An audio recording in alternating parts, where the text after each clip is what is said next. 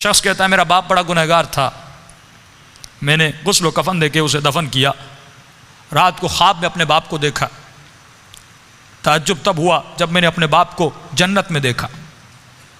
میں نے کہا بابا آپ تو بڑے گنہگار تھے، آپ تو بڑے خطا کار تھے، آپ جنت میں کیا کر رہے ہیں؟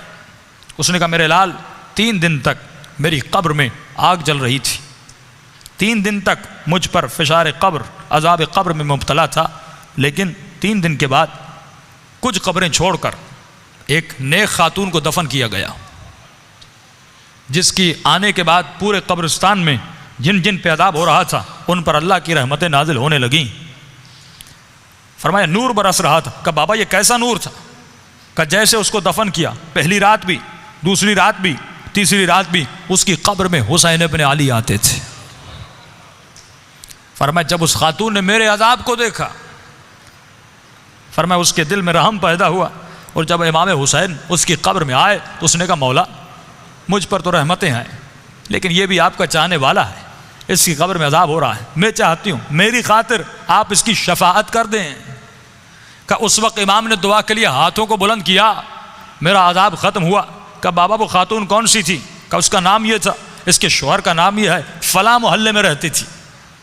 یہ نیند سے اٹھا، اس محلے میں گیا، اس شخص کا نام پوچھا، کہ فلاں خاتون آپ کی زوجہ تھی؟ کہاں؟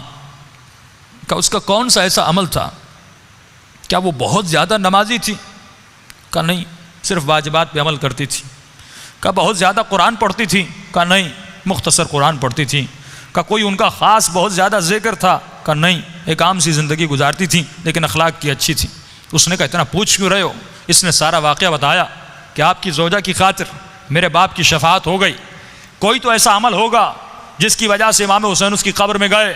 تو فرمایا ایک عمل تھا جو کثرت سے کیا کرتی تھی۔ کہ وہ کون سا عمل تھا؟ فرمایا روزانہ زیارت عاشورہ پڑھا کرتی تھی۔